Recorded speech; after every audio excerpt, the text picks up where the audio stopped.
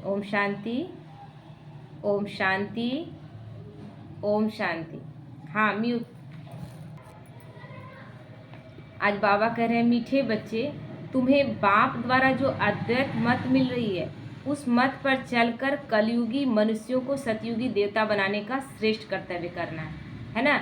अभी तक बहुत सारे मत, जनमत, परमत, अपना मनमत बहुत लोग चलाएं, लेकिन अब एक मत, द्वैत मत का मतलब होता था, पहले कहते थे कि द्वैत मत यानी आत्मा, मतलब आत्मा और परमात्मा, बहुत सारे देवी देवता, एक मत नहीं, बहुत सारे मत, जहाँ हम 33 करोड़ देवी देवता को मान रहे थे।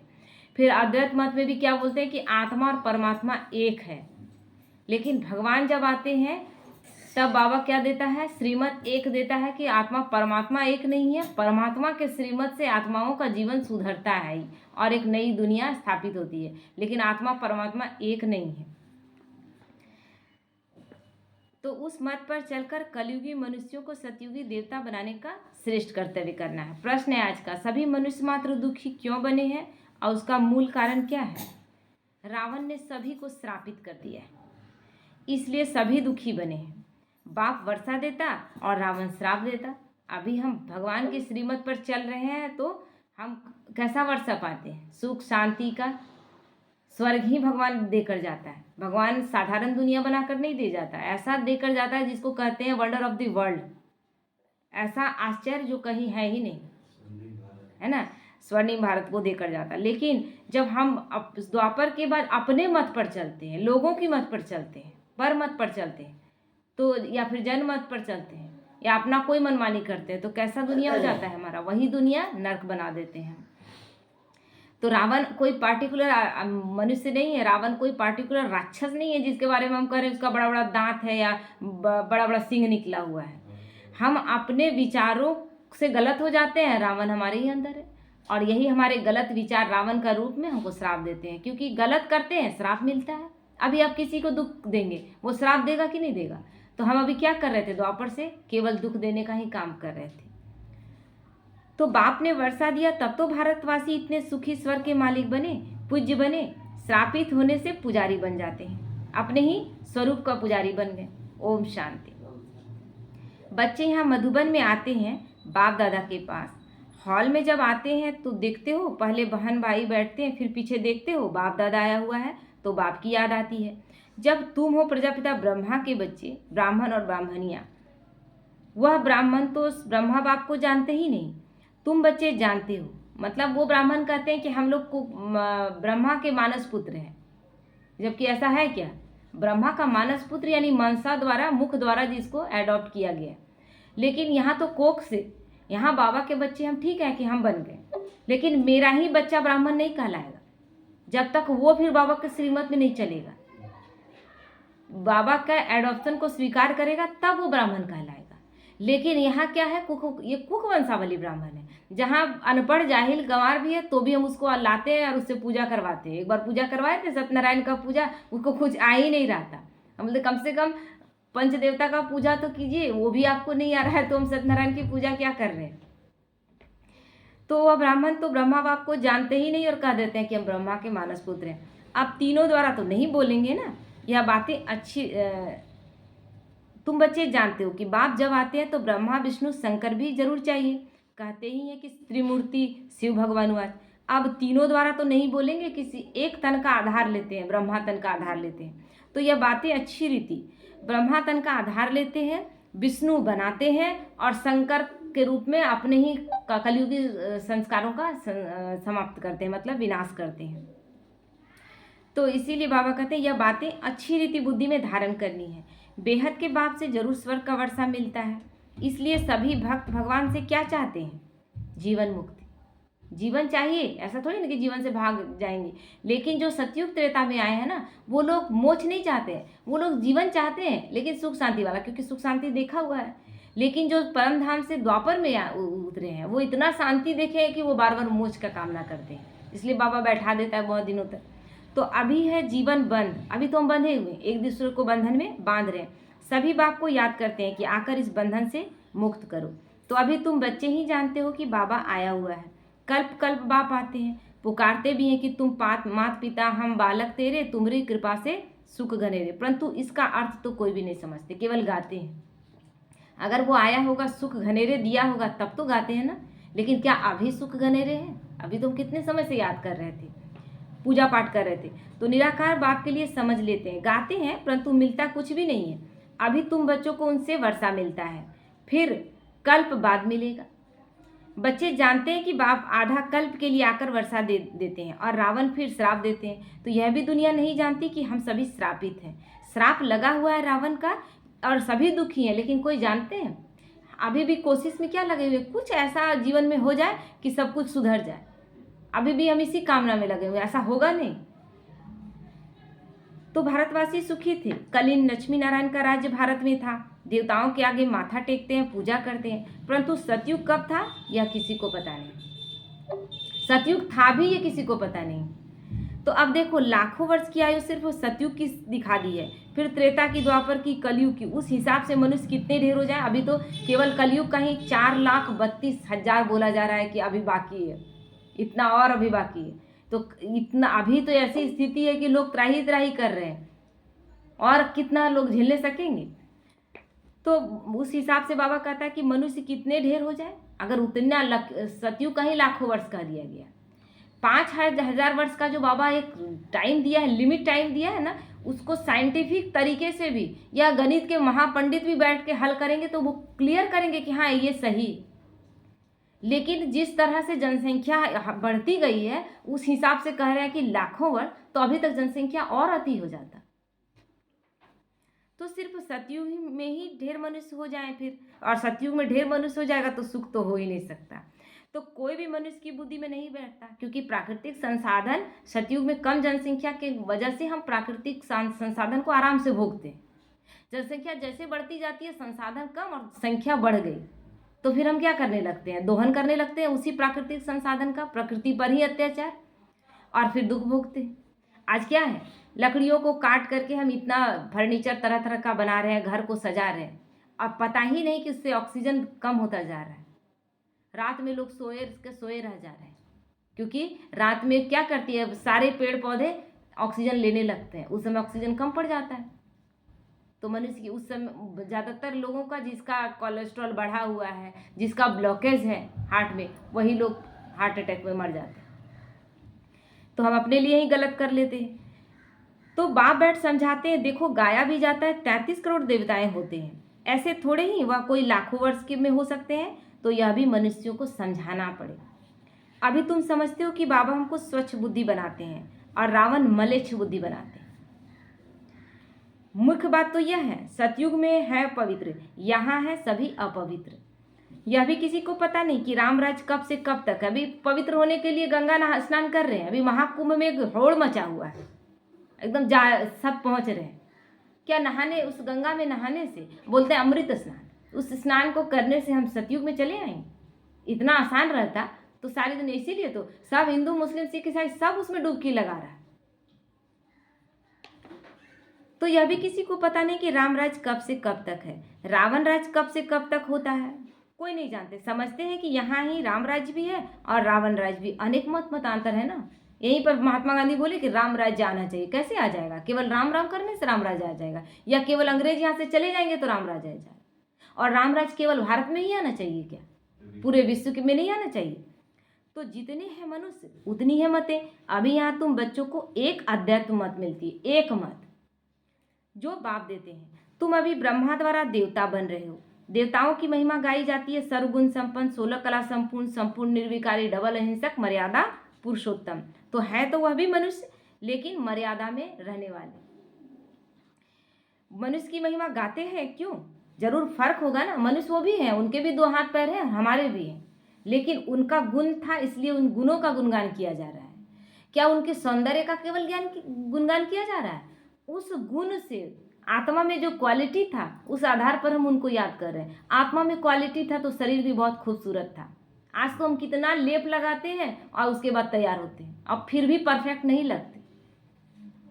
तो अभी तुम बच्चे भी नंबरवार पुरुषार्थ अनुसार मनुष्य को देवता बनाने का कर्तव्य सीखते हो। नंबरवार बाबा लगा ही देता है, है ना। जैसा हम शक्तिशाली पुरुषार्थ कर रहे हैं वैसे बच्चे तैयार करेंगे। हम ही अगर गलत ढंग से चल रहे हैं तो मेरा तैयार किया हुआ बच्चा कैसे अच्छे से चल सकता है। तो कलयुगी मनुष्य को तुम सतयुगी देवता बनाते हो, अर्थात शांति धाम ब्रह्मांड का और विश्व का मालिक बनाते हो। यह तो शांति धाम नहीं है ना, यहाँ तो कर्म जरूर करना पड़े। शांति धाम में तो बैठ जाएंगे, वहाँ कर्म, शरीर नहीं तो कर्म नहीं। वह है स्वीट साइलेंस होम, जहाँ पर आप मीठी शांति का अनुभव करेंगे। तो अभी तुम समझते हो कि हम आत्माएं स्वीट होम ब्रह्मांड के मालिक हैं। वहाँ दुख सुख से न्यारे रहते हैं, ना वहाँ दुख का फीलिंग है ना सुख का फीलिंग है। वहाँ शांति में बैठे रहेंगे, लेकिन शरीर नहीं तो उस शांति का अनुभव तो आप नहीं कर पाएंगे। इसलिए बाबा बोलता है फायदा क्या है। इसलिए हमें पुरुषार्थ क्या करना चाहिए, जीवन मुक्ति में आने का। तो फिर सतयुग में विश्व के मालिक बनते हैं। अभी तुम बच्चे लायक बन रहे हो, एम ऑब्जेक्ट एक्यूरेट सामने खड़ी है, क्या करना है। जैसे कि लौकिक में पता ही नहीं चलता कि हमें करना क्या, बस पढ़े जा रहे हैं। और बहुत समय तक तो बच्चों को यही पता नहीं कि हम मेरा लक्ष्य क्या है। लेकिन हमारे पास यहाँ तो स्पष्ट लक्ष्य है कि हमें लक्ष्मी नारायण बनना है। तो दिन रात चलते फिरते उठते बैठते हमें क्या पुरुषार्थ करना है कि हमें लक्ष्मी नारायण बनना है। तो लक्ष्मी नारायण एक बारगी बन जाएंगे। वो कितनी पढ़ाई पढ़ते हैं तब बैरिस्टर IPS ऑफिसर बनते हैं। हमारा दिन भर अटेंशन रहना चाहिए। और वो पोस्ट में रहेंगे ना, तो वो पोस्ट में उस समय तक जब तक ड्यूटी कर रहे हैं तब तक घर में वो साधारण है, लेकिन लक्ष्मी नारायण हर वक्त लक्ष्मी नारायण। इसीलिए चलते फिरते उठते बैठते हर कर्म में हमें अपना वो स्वरूप ध्यान रखना है कि तैयार हो रहा है, लोगों को मिलना चाहिए। कल का मुरली में क्या था, हमारे द्वारा लोगों को साक्षात्कार हो, समझ आए कि ये कहाँ से पढ़ के तैयार हुए। तो तुम बच्चे हो योग बल वाले, वह है बाहुबल वाले। तुम भी हो युद्ध के मैदान पर, परंतु तुम हो डबल अहिंसक, है ना। वो लड़ाई लड़ रहे हैं, वो शस्त्र के द्वारा लड़ रहे हैं, हमारा तो कोई शस्त्र नहीं है। हम तो अपने अंदर की बुराइयों से लड़ रहे हैं। हम किसी और से झगड़ा नहीं करें कि तुम ऐसा क्यों हो। हमारा सारा टेंशन अपने आप पर है कि मेरे अंदर कोई बुराई ना हो। तो वह है हिंसक। हिंसा काम कटारी को कहा जाता है। सन्यासी भी समझते हैं कि यह हिंसा है, इसलिए पवित्र बनते हैं। परंतु तुम्हारे सिवाय बाप के साथ प्रीत कोई की नहीं है, है ना। ठीक है, सन्यासी केवल ब्रह्मचर्य को पालन करते हैं, लेकिन बाप को तो नहीं जान रहे। इसलिए बाप से, जो बाप को जानेंगे, जो बाप को पहचान लेंगे, वही तो अपने बाप से प्रीत निभाएंगे। आशिक मासूक की प्रीत होती है ना, वह आशिक मासूक तो एक जन्म के गाए जाते हैं। तुम सभी हो मुझ मासूक के आशिक।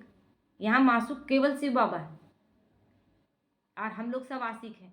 शिव बाबा आशिक कभी नहीं होता। तो भक्ति मार्ग में मुझ एक मासूक को याद करते आए हो, भक्ति मार्ग से ही। अब मैं कहता हूँ यह अंतिम जन्म सिर्फ पवित्र बनो, यह यथार्थ रीति याद करो, तो फिर याद करने से ही तुम छूट जाएंगे। वो यथार्थ रीति बता रहा है। हम उसमें न चल के, जो साधारण है घर में बैठ के आराम से याद करना है। हम ठंड में भटक रहे हैं, गंगा स्नान कर रहे हैं, अमरनाथ में जा रहे हैं, वैष्णो देवी जा रहे हैं, कितना कष्ट काट कर जाते हैं। पैर दिखाते हैं, लोग सोचते हैं कि बहुत बड़ा काम करके आया, मेरा पैर फूला हुआ, पैर में छाले पड़े हैं, क्यों कष्ट देना। सतयुग में याद करने, बाबा यहाँ यथार्थ रीति याद करके हमें उस दुख से छुड़ा रहा है। सतयुग में याद करने की दरकार ही नहीं रहेगी। दुख में सिमरन सब करे, सुख में करे न कोई, तो वहाँ सिमरन करने का जरूरत ही नहीं। तो यह है नर्क। इनको तो स्वर्ग नहीं कहेंगे ना। बड़े आदमी जो धनवान है वह समझते हैं कि हमारे लिए तो यहाँ ही स्वर्ग है, विमान आदि सब कुछ वैभव है। कितनी अंधश्रद्धा में रहते हैं। गाते भी हैं कि तुम माता पिता हम बालक तेरे, परंतु समझते कुछ भी नहीं। यहाँ पर धन है, विमान है, अपना हेलीकॉप्टर है, अपना गाड़ी है, तो इसी में वैभव में क्या समझते हैं कि यही स्वर्ग है। क्या ये स्वर्ग है। अभी जो अनंत इसका शादी हुआ, मुकेश अंबानी का बेटा का, वो ऐसी बीमारी लेकर पैदा हुआ, कोई बीमारी उसका ठीक ही नहीं होगा, इतना अमीर है। तो उसको खुश करने के लिए प्री वेडिंग में इतना सारा खर्च कर दिया, लेकिन आंख में आंसू छलक गया, बोला कि ये बीमारी ठीक नहीं हो सकता। तो आप इतने अरबपति हैं, लेकिन एक बीमारी के आगे अपने बच्चे को, सारी दुनिया आप खरीद सकते हैं, लेकिन अपने बच्चे का जीवन नहीं खरीद सकते। फिर कैसे कर सकते कि ये स्वर्ग है आपके लिए। आप तो अंदर से रो रहे हैं। तो बाबा कहते हैं कि केवल गाते हैं सुख घनेरे, लेकिन कौन से सुख घनेरे मिले ये कोई नहीं जानते। बोलती तो आत्मा है ना, तुम आत्माएं समझती हो कि हमको सुख घनेरे मिलने हैं, उसका नाम ही है स्वर्ग सुख धाम। तो स्वर्ग सभी को बहुत मीठा लगता है, तुम अभी जानते हो कि स्वर्ग में हीरे ज्वारों के कितने महल थे, भक्ति मार्ग में भी कितने अनगिनत धन था जो सोमनाथ का मंदिर बनाया है। आखिर धन कभी रहा होगा तब तो हीरे का शिवलिंग बनाया गया। 17 बार गजनबी लूटा होगा तो कितना सारा धन रहा होगा कि 17 बार लूटा, और तब भी आज भी उसकी मतलब अथी में कम नहीं है, ऐश्वर्य में वो अभी भी कम नहीं है। तो एक एक चित्र लाखों की कीमत वाले थे। सोमनाथ का मंदिर का शिवलिंग जो काटा था नहीं, वो शिवलिंग को काट कर गजनबी अपना जहाँ सिंहासन में बैठा था पैर के नीचे रखा था, क्योंकि वो लोग तो बोलता था बुद्ध पूजा को हम नहीं मानते हैं, तो हम लोग को काफिर समझता था और पूजा को बहुत गलत समझता था। बोले इसी शिवलिंग का पूजा करता है ना, तो काट कर अपना, क्यों हीरे का बना हुआ था तो उसको सुंदर से कटवा कर उसको अपने पैर के नीचे रखता था, जहाँ बैठता था ना वहाँ पैर रखता था उसमें। हाँ, तो वह सब कहाँ चले गए, कितना लूट कर ले गए, कितना लूट कर बाबा कहते हैं कि ले गए। मुसलमानों ने जाए मस्जिद आदि में लगाया, इतना धन था, उन लोगों के पास कुछ था क्या, यहीं से तो लूट कर बड़े हुए हैं। अभी तुम बच्चों की बुद्धि में है कि हम बाप द्वारा फिर स्वर्ग के मालिक बनते हैं। हमारे महल सोने के होंगे, दरवाजों पर भी जड़ित लगी हुई होगी। अभी भी पद्मनाभन मंदिर में इतना धन निकला था तो कहते थे कि 13 राज्य के लोग आराम से बैठ कर खाएंगे, कुछ नहीं करेंगे तो भी, इतना धन। तो सोचिए कि कितना धन रहा हो। तो जैनियों के मंदिर में भी ऐसे बने हुए होते हैं। अब हीरे आदि तो नहीं है ना जो पहले थे। अभी तुम जानते हो कि हम बाप से स्वर्ग का वर्षा ले रहे हैं। शिव बाबा आते भी भारत में ही हैं। भारत को ही शिव भगवान से स्वर्ग का वर्षा मिलता है। क्रिश्चियन भी कहते हैं कि क्राइस्ट से 3000 वर्ष पहले भारत स्वर्ग था। उन लोगों का स्पष्ट बाइबल में लिखा हुआ है। राज कौन करते थे ये किसी को पता नहीं है, लेकिन ये धरती कभी स्वर्ग थी और उसमें क्रिश्चियन नहीं थे। उन्होंने क्लियर कर दिया था कि क्रिश्चियन हम लोग नहीं थे उसमें। या मुस्लिम भी ये क्लियर करते हैं कि कभी इसमें जन्नत था लेकिन वहाँ हम नहीं थे। तो कौन था, हम थे। बाकी ये समझते हैं कि भारत बहुत पुराना है, तो यही स्वर्ग था ना। बाप को कहते भी हैं हेवनली गॉड फादर, अर्थात हेवन स्थापन करने वाला फादर, यानी स्वर्ग स्थापित करने वाला पिता। तो अभी भी प्राचीन राज्यों भारत में ही सीखने के लिए लोग आते हैं, विदेश से लोग आते हैं। तो प्राचीन राज्यों भारत ही क्यों सिखा सकता है, क्योंकि सबसे पुराना भारत ही है। तो जरूर फादर आए होंगे। जब तुम स्वर्ग के मालिक बने होंगे, हर 5000 वर्ष के बाद स्वर्ग के मालिक बनते हो। फिर आधा कल्प बाद रावण राज शुरू होता है। चित्रों में ऐसा क्लियर कर दिखाओ जो लाखों वर्ष की बात बुद्धि से ही निकल जाए। तो बाबा तो क्लियर कर ही दिया, स्वस्तिक के चिन्ह में बता ही दिया कि कैसे 5000 वर्ष का ये कल्प बार बार रिपीट होता है। लक्ष्मी नारायण कोई एक नहीं है, इन्हों की डिनास्टी होगी ना, फिर उन्हों के बच्चे राजा बनते होंगे। जैसे अभी क्या होता है, Edward first, Edward second, Edward third, इस तरह करके बैठते हैं। आदमी एक ही है, नाम को बार बार रिपीट किया जाता है। तो सतयुग में सब लक्ष्मी नारायण ही होंगे और त्रेता में सब राम सीता ही होंगे। उसके बच्चे भी गद्दी में जब बैठेंगे तो इसी नाम से बैठेंगे। तो राजाएं तो बहुत बनते हैं ना। सारी माला बनी हुई है, माला को ही सिमरन करते हैं ना। जो बाप के मददगार बन बाप की सेवा करते हैं उन्हों की ही माला बनती है, जिनकी माला सिमरी जाती है। जो जितना ज़्यादा बाबा का कार्य में सहयोगी बनता उतना उनका माला सिमरन किया जाता है। तो बाबा क्या बोला, 108 की माला को सिमरा जाता है, लेकिन 16108 की माला को सिमर सकते हैं क्या? इसलिए वो किसी मंदिर में रहता है और उसको आदमी चलते फिरते में 8-10 माला गिन करके चले जाते हैं, क्योंकि 16108 संभव ही नहीं। लेकिन 108 को तो हर कोई हाथ में लेके घूमता है।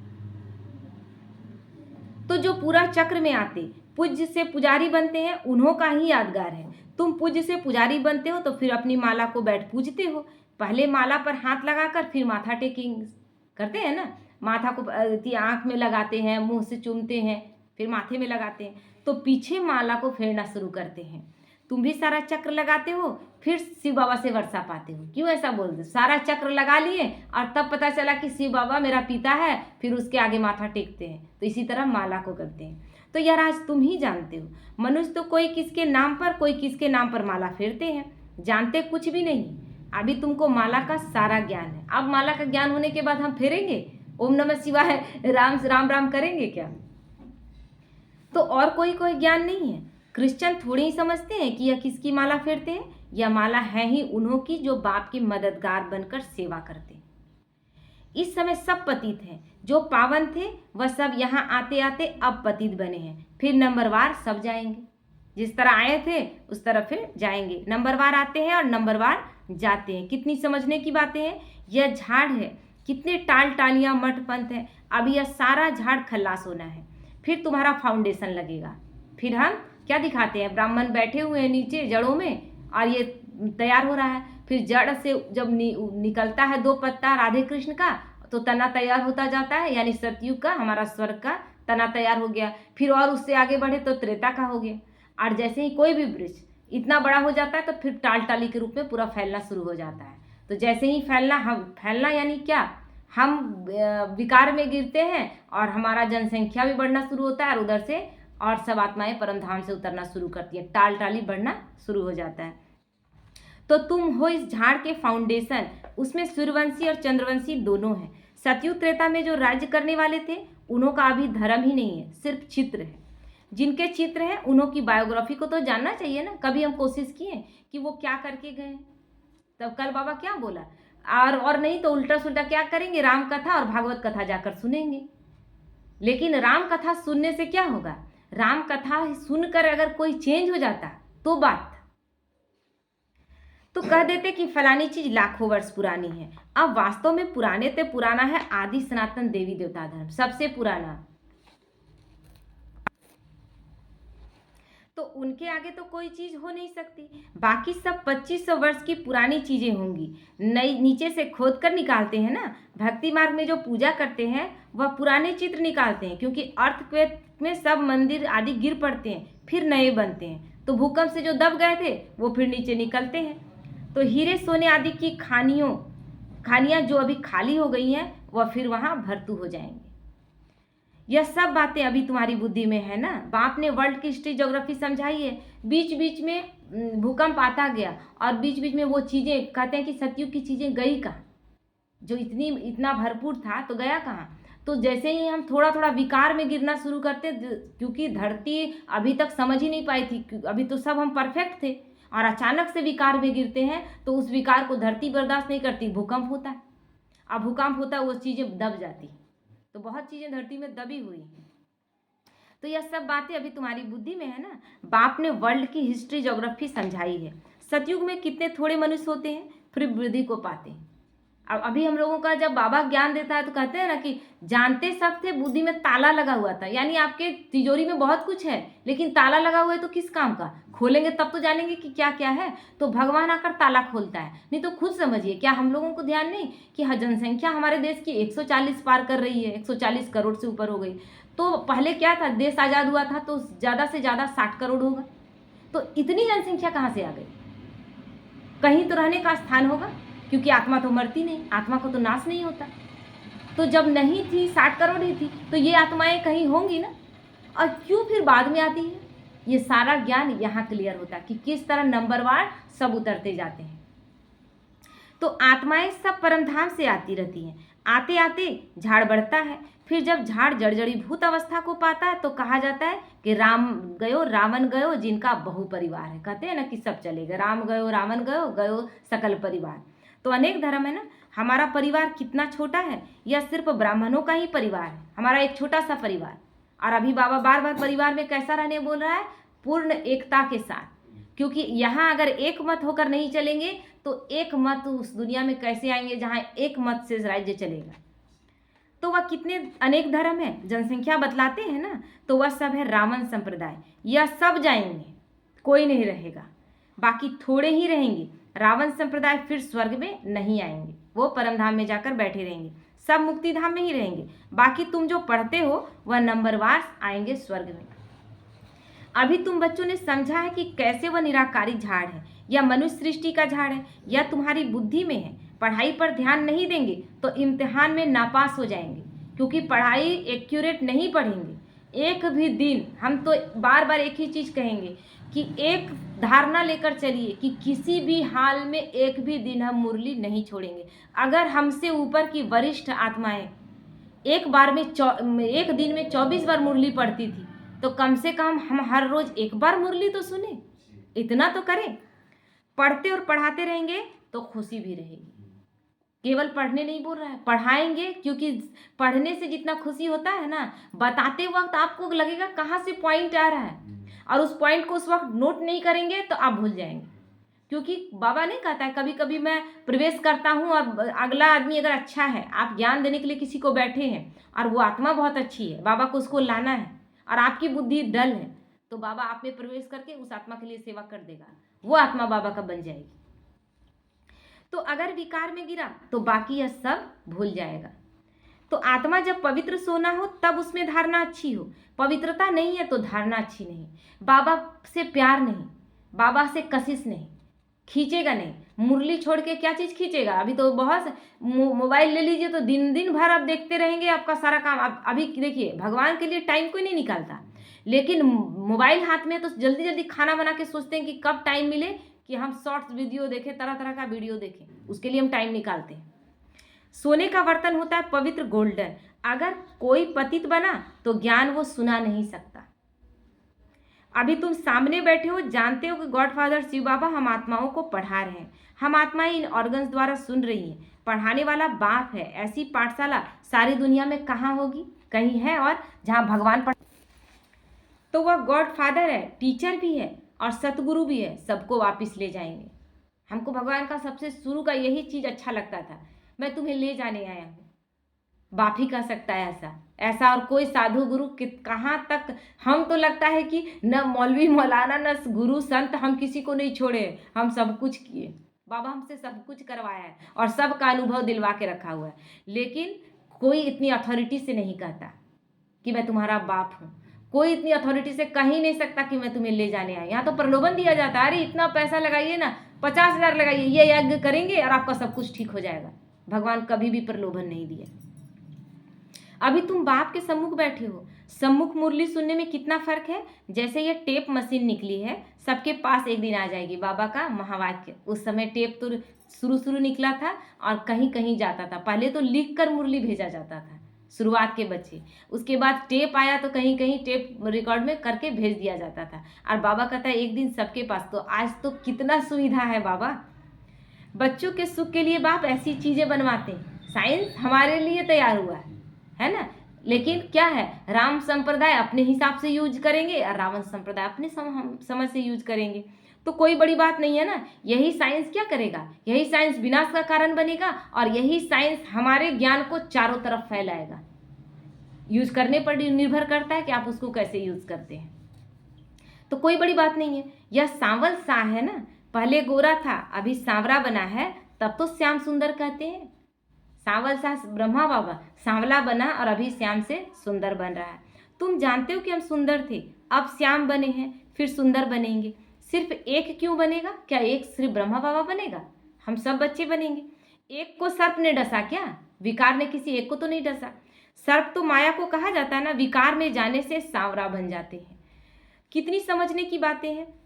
बेहद का बाप कहते हैं, गृहस्थ व्यवहार में रहते यह अंतिम जन्म for my sec. Baba word को मतलब मेरे लिए, केवल मेरे लिए पवित्र बन, भगवान कह रहा है। अच्छा, वो अपने लिए कह रहा है? भगवान इतना प्यार करता है अपने बच्चों से कि एक जन्म तुम पवित्र रहोगे, तुम्हारे लिए मैं स्वर्ग स्थापित करने आया हूँ। बच्चे सिर्फ एक जन्म अपना दे दो मुझे, और उसमें भी हम पवित्रता का दान नहीं दे पाते, मेरे अपने लिए हम नहीं दे पा रहे। तो कितनी कमी कमजोरी है, यानी हम कितने वीकनेस में रह रहे हैं। तो कितनी समझने की बातें हैं। बेहद का बाप कहते हैं कि मेरे लिए पवित्र बनो। बच्चों से यह भीख मांगते हैं। सोचिए, भगवान हमसे भीख मांग रहा है हमारे ही लिए। नहीं, बच्चा अपना, आपका बच्चा दारू पीता है तो क्या बोलते हैं? मेरे लिए छोड़ दो, तुम अपना जीवन बचा लो। तो इसी तरह भगवान कह रहा है कि ये क्या है, विष है, इसको त्याग करो। कमल फूल के समान पवित्र बनो और मुझे याद करो। तो यह जन्म भी पवित्र बनेंगे और याद में रहने से पास्ट के विकर्म भी विनाश होंगे। कितना फायदा है। आप 63 जन्म पाप करके आए, भगवान जान रहा है, फिर भी भगवान कह रहे हैं केवल तुम मुझे याद करो और पवित्रता से चलो, मैं तुम्हें माफ कर दूंगा। पाप कट जाएंगे। तो और क्या करेंगे वो? यह योग अग्नि जिससे जन्म जन्मांतर के पाप दग्ध होते हैं। सतो प्रधान से सतो रजो तमो में आते हैं तो कला कम होती जाती है, खाद पड़ती जाती है। आत्मा में खाद पड़ता गया और अब ऐसा कंडीशन में आ जाते हैं जब भगवान का ज्ञान सुनकर भी इतना विकार अंदर है कि परिवर्तन अपने आप को नहीं कर पाते। हम सोचते हैं कि हम विकार को नहीं छोड़ रहे, हमारा पाप हमें नहीं छोड़ने दे रहा, हमारे अंदर इतनी शक्ति नहीं कि हम अपने विकारों को छोड़ सके। इतना पाप हम करके बैठे हुए हैं। आत्मा की कशिश जिस दिन परमात्मा से हो जाए, वो भी किसी भी तरह के विकार में जाएगा? तो खाद पड़ती जाती है। अब बाप कहते हैं सिर्फ मामेकम याद करो, बाकी पानी की नदियों में स्नान करने से थोड़े ही पावन बनेंगे। भले डुबकी लगा लगा के आइए गंगा में डुबकी लगाने से पावन बन जाते तो भगवान को आना पड़ता। और इतना सारा कोर्ट, इतना सारा जेल, इतना सारा क्यों बनाते हो? सब तो यहीं क्लियर हो जाता। और ये दुनिया कलयुग कभी होता ही नहीं, क्योंकि गंगा तो कहते हैं कि भगीरथ ने लाया था गंगा को स्वर्ग से। ये नहीं समझ में आया कि भागीरथ ने गंगा नहीं, ज्ञान गंगा लाया और उस ज्ञान गंगा से ही ये दुनिया स्वर्ग बनी। तो पानी भी तत्व है ना, तो 5 तत्व, इसी 5 तत्व से हम बने हैं और उसी 5 तत्व का एक तत्व में हम नहाएंगे और शुद्ध हो जाएंगे। 5 तत्व में ही तो हमें मिल जाना है। और पवित्र करना किसको है? आत्मा को, ना कि शरीर को। शरीर तो किसी भी पानी से नहाएंगे तो आप शुद्ध हो जाएंगे। तो 5 तत्व कहे जाते हैं। यह नदियां कैसे पतित पावनी हो सकती है? नदियां तो सागर से निकलती हैं, तो पहले तो सागर पतित पावन होना चाहिए ना। तो नदी में क्यों नहाना, जाके सागर में नहा लीजिए। अच्छा, मीठे मीठे सिक्की लदे बच्चों प्रति माता पिता बाप दादा का याद प्यार और गुड मॉर्निंग। रूहानी बाप की रूहानी बच्चों को नमस्ते। हम रूहानी बच्चों की रूहानी माता पिता बाप दादा को याद प्यार, गुड मॉर्निंग और नमस्ते। नमस्ते, शुक्रिया बाबा, शुक्रिया। आज धारणा के लिए मुख्य सार है। विजय माला में आने के लिए बाप का मददगार बनकर सेवा करनी है। बाप का मददगार कैसे बनना है? बाप की श्रीमत पर चलकर और दूसरों को श्रीमत पर लाने की कोशिश करनी है। ये सेवा हमें करनी है। एक मासूक के साथ सच्ची प्रीत रखनी है और एक को ही याद करना है, क्योंकि किसी भी देहधारी को याद करेंगे, सबका टाइम अपना फिक्स है, सब टिकट कटा के बैठे हुए हैं और कब कौन अपने स्टेशन पे उतर जाएंगे तो हमें उनसे क्या लगाव रखना है। लेकिन वो जो हाथ पकड़ा है वो कभी नहीं छोड़ेगा। अपनी एक्यूरेट एम ऑब्जेक्ट को सामने रखकर पुरुषार्थ करना है। मुझे क्या बनना है? हर वक्त चित्र कैसा सामने लाना है? लक्ष्मी नारायण का। जी, क्या जो मैं कर रहा हूँ लक्ष्मी नारायण करता क्या हम क्रोध में आते हैं, किसी भी विकार के अंश वशीभूत होते हैं, उस समय बाबा क्या कहता है? या तो तुम मुझे याद करो या अपने लक्ष्य को याद करो। क्या ऐसा हम बन सकते हैं? मेरा जो लक्ष्य है, क्या वो ये लक्षण शोभा देता है? डबल अहिंसक बनकर मनुष्य को देवता बनाने का श्रेष्ठ कर्तव्य करते रहना है, मन से भी और किसी भी तरह का विकार अंश मात्र भी नहीं। तो डबल अहिंसक, तब जाकर श्रेष्ठ कर्तव्य करते रहना, यानी दूसरों तक भगवान का ज्ञान पहुंचाते रहना है। वरदान है, विजयीपन के नशे द्वारा सदा हर्षित रहने वाले, सर्व आकर्षणों से मुक्त भव। विजयी रत्नों का यादगार बाप के गले का हार आज तक पूजा जाता है। तो सदा यही नशा रहे कि हम बाबा के गले का हार विजयी रत्न है, भगवान के गले का हार, ये नशा रहे। कब गले का हार बनेंगे? जब उस लायक बनेंगे। ऐसे ही तो गले का हार नहीं बन जाएंगे। हम विश्व के मालिक के बालक हैं, ये नशा रहे। हमें जो मिला है वह किसी को मिल नहीं सकता। यह नशा और खुशी स्थायी रहे तो किसी भी प्रकार की आकर्षण से परे रहेंगे। कोई आकर्षण फिर नहीं खींचेगा, क्योंकि ये जो भी आकर्षण है कितने समय का है? अल्पकाल का है। लेकिन भगवान का जो ये आकर्षण 21 जन्मों का राजाई हमें दे ही रहा है। और अभी हम क्या समझकर किस नशे में रहते हैं कि इस दुनिया की सर्वश्रेष्ठ आत्माएं हम हैं, हम पुरुषों में भी पुरुषोत्तम बन रहे हैं। तो जो सदा विजयी है वो सदा हर्षित है। लेकिन कब? ठीक है, हम पुरुषार्थ कर रहे हैं, लेकिन परिस्थितियां आती है। क्या सब परिस्थितियों में हम पास हो रहे हैं या फेल हो रहे हैं? फेल हो रहे हैं, यानी गले का हार कैसे बनेंगे? फेल हुए बच्चे गले का हार कैसे बनेंगे? तो हमें विजयी बनना है, यानी हर परिस्थिति में अचल अडोल रहकर पार करना है। एक बाप की याद के ही आकर्षण में आकर्षित है। ये स्थिति हमारी हो कि बस बाबा का आकर्षण ही खींचे। ये नहीं कि बाबा की याद में बैठे थे और कोई सामने से बहुत खूबसूरत गुजरा तो उसके तरफ ध्यान चला गया, या कोई लड़ाई झगड़ा कर रहा था तो आकर्षण की जरा देख ले, जरा सुन ले। नहीं, क्या था? अकबर बैठा हुआ है याद में, नमाज पढ़ रहा है, जंगल में गया था, अचानक देखा कि नमाज का टाइम हो गया है तो एक चादर बिछाया, नमाज पढ़ने लगा। सामने से एक लेडी गुजरी अपने प्रेमी को ढूंढने के लिए, वो मिल नहीं रहा था, कहीं खो गया था। अब इतना वो नशे में थी ना कि उस चादर को उसके आगे से पार कर गई। नियम ये नहीं, लेकिन वो पार कर गई। तो अकबर को तो बहुत गुस्सा आया, लेकिन बीच में उठा नहीं। नमाज पढ़ने के बाद उसको डांटने लगा कि तुमको समझ में नहीं आता है, हम अभी अपने खुदा को याद कर रहे थे और तुम सामने से गुजर गई तो खुदा का तौहीन नहीं हुआ और मेरे नमाज का भी तौहीन हुआ। वो लड़की बोली कि माफ़ कीजिए, हमको तो पता ही नहीं था। लेकिन एक बात बताइए, हम तो एक हद की इंसान के लिए इतना पागल है कि हमको आप दिखाई नहीं दी, आपका नमाज पढ़ने का, आपका ये कुछ भी दिखाई नहीं दिया। एक ही नशा है कि मेरा प्रेमी मुझे मिलना चाहिए, इतना मेरा नशा। और आप तो खुदा के नशे में बैठे थे, आपको कैसे याद रहा कि मेरे सामने से कोई गुजर गया? तो अकबर को खुद ही लगा। तो ऐसा स्थिति हमारा हो कि कोई आकर्षण हमें खींचे नहीं। स्लोगन है, एक के अंत में खो जाना अर्थात एकांतवासी बनना। एक की याद में, एकांत मतलब क्या? हम लोग सोचते थे एकांत में बैठेंगे, अकेले बैठेंगे, कोई मेरे सामने आए नहीं, लेकिन आप हजारों की भीड़ में अगर केवल उसकी याद में है, एकांत है। अव्यक्त इशारा आज का है, अभी सब मिलकर एक दो की हिम्मत बढ़ा के यह संकल्प करो कि अब समय को समीप लाना ही है। जो कमजोर है क्या करेंगे? उसको हम डिमोरलाइज करेंगे क्या कि आप कमजोर हैं? जिस चीज में भी कमजोर है, लेकिन भगवान ने उनको चुना है ना। सब एक समान नहीं हो सकते। हमारे हाथ में 5 उंगलियां हैं, लेकिन क्या 5 उंगलियां बराबर है? और बराबर हो तो कंफर्टेबल रहेगा? काम नहीं कर पाएंगे हम। तो हर चीज सोच समझ कर, हर बच्चे एक समान नहीं है। बाबा फिर नंबरवार क्यों कहता? तो कोई कमजोर है, कोई शक्तिशाली है, लेकिन कमजोरों को क्या वो बोलते हैं? उसको हम क्या करेंगे? उसमें शक्ति भर के उसके आगे बढ़ाएंगे कि उसको और डिमोलाइज करेंगे ताकि वो वहीं रह जाए और आगे बढ़ ना सके? उसका नहीं बढ़ना आपको भी आगे बढ़ने नहीं देगा। तो इसीलिए बाबा कहते हैं कि सबको समीप, समय को समीप लाना है, आत्माओं को मुक्ति दिलानी ही है। लेकिन यह तब होगा जब सोचने को स्मृति स्वरूप में लाएंगे। जो हम सोचते हैं, सोचते तो बहुत कुछ है, प्लान बहुत कुछ बनाते हैं, लेकिन धरातल पर उसको यथार्थ में लाते हैं, ये देखना है। तो जहाँ एकता और दृढ़ता है वहाँ असंभव भी संभव हो जाता है। अभी बाबा लगातार अव्यक्त इशारा में एकता, एक मत, एक रस, एक आत्मबल, सब चीज के बारे में बोल रहा है, बार बार कह रहा है। क्योंकि एक संगठन, छोटे से संगठन को हम अगर नहीं लेकर चल पा रहे हैं, हम कुछ एक लोग साथ में रह नहीं पा रहे हैं, हम बड़े संगठन की कल्पना कहाँ करते? हम विश्व का राज्य चलाएंगे, कितनी प्रजा को हमें देखना है, हम कहाँ से देखेंगे? हम 2-4 लोगों में किसी का संस्कार को एडजस्ट नहीं कर पा रहे हैं। ये ऐसा है, वो ऐसा है। क्या हुआ था? एक छोटा सा घटना था। जानकी दादी बाबा को पूछी कि बाबा सतो प्रधान स्थिति क्या होती है? तो बाबा बोला कि हम तो ऐसे नहीं बताएंगे बच्चे, प्रैक्टिकल में बताएंगे, कोई दिन ऐसा होगा तो। फिर वो बोल के भूल गई कि बाबा प्रैक्टिकल में बताएगा, कैसे, कब ऐसा सिचुएशन आएगा तब तो बताएगा। वो भूल गई। एक दिन आई, बोली कि बाबा एक भाई है, उसको कितना भी समझा रहे हैं वो सुधर नहीं रहा है। तो बाबा बहुत जोर से हंसने लगा, बहुत जोर से हंसा। तो बाबा बोला, बच्ची यही सतो प्रधान, तू पूछी थी ना कि सतो प्रधान स्थिति क्या है? यही जो स्थिति है ये नहीं होनी चाहिए।